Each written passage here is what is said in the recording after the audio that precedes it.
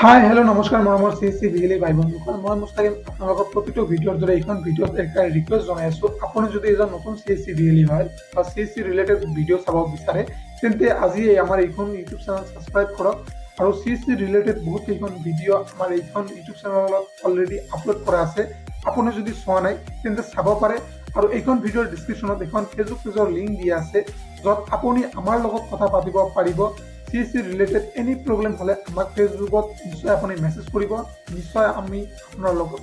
সহায় সহযোগিতা কৰিম তো আজিৰ ভিডিঅ'খন আমি আৰম্ভ কৰোঁ তো আজি দেখোন ভিডিঅ'ৰ আপুনি টাইটেল আৰু থাম্বনেইল দেখি নিশ্চয় গম পাইছে আপুনি যদি এজন CSC ভিএলি হয় লগতে HDFC বা এক্সিছ বেংকত যদি BC পইণ্ট আপোনাৰ আছে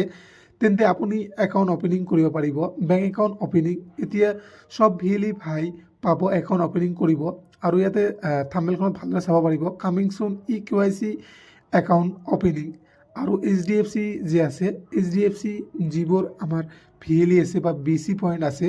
তেওঁলোকৰ বাবে এটা ভাল আৰু এটা গুড নিউজ আছে তো মই শেষত বাৰু কৈ দিম তো আপুনি ভিডিঅ'খন স্কিপ নকৰাকৈ ভালদৰে চাই যাব আৰু আপুনি যদি নতুন আমাৰ এইখন ইউটিউব চেনেলত আহিছে তেন্তে মই আপোনালোকক আকৌ ৰিকুৱেষ্ট কৰি আছোঁ যিসকলে এতিয়ালৈকে ছাবস্ক্ৰাইব কৰা নাই আৰু ভিডিঅ' মোৰ চাই কিন্তু ছাবস্ক্ৰাইব নকৰে প্লিজ ভাই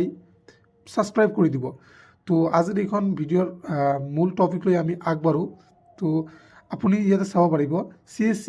CPV নিউ সাৰ্ভিস 2023 ইয়াতে দিয়া আছে তো এইখিনি মই মিনিমাইজ কৰি দি দিয়াৰ পিছত মই আপোনালোকক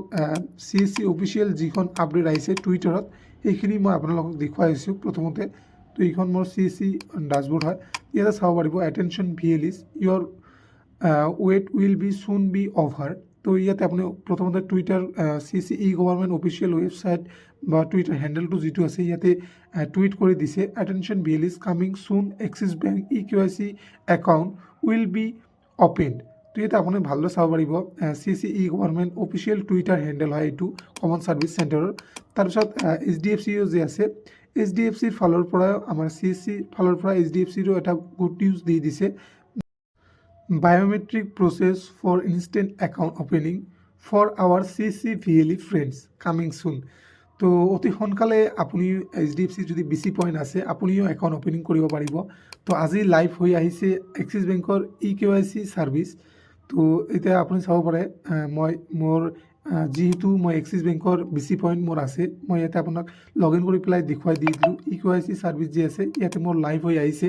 আৰু ইয়াতে CSC লয়াৰ আসাম এক্সিছ বেংক যিটো মই গ্ৰুপত আছোঁ সেইটো গ্ৰুপতো আপডেট দি দিছে আপুনি যদি মোক কমেণ্ট বক্সত ৰিকুৱেষ্ট কৰে বা কমেণ্ট বক্সত যদি মোক জনোৱায় যে এক্সিছ বেংকৰ BCৰ পৰা কেনেকৈ একাউণ্ট ওপেনিং কৰিব পাৰি তো মোক যদি কমেণ্টত জনায় নিশ্চয় মই নেক্সট ভিডিঅ'ত আপোনালোকক দেখুৱাই দিম ভালদৰে যে আপুনি কেনেকৈ একাউণ্ট ওপেনিং কৰিব পাৰিব ইয়াতে আপুনি যদি এতিয়ালৈকে চেক কৰা নাই আপুনি যদি এক্সিছ বেংকৰ BC আছে আপোনাৰ তেন্তে আপুনি চাব আপোনাৰ BCখন লগ ইন কৰি পেলাই আপুনি চাব যে আপোনাৰ সাৰ্ভিস এতিয়ালৈকে এক্টিভ হৈছে কি নাই যদি নহয় তেন্তে মোক কমেণ্টত জনাব যদি হৈছে তথাপিও মোক জনাব আৰু যদি একাউণ্ট ওপেনিং কৰিব নোৱাৰে যদি নেক্সট ভিডিঅ' আপুনি কেনেকৈ ইনষ্টেণ্ট একাউণ্ট ওপেনিং কৰিব উইথ মেক্সিমাম 500 টকাত আপুনি একাউণ্ট ওপেনিং কৰিব পাৰিব উইদাউট পেপাৰলেছ তো আজিৰ বাবে এইখিনি আছিল ধন্যবাদ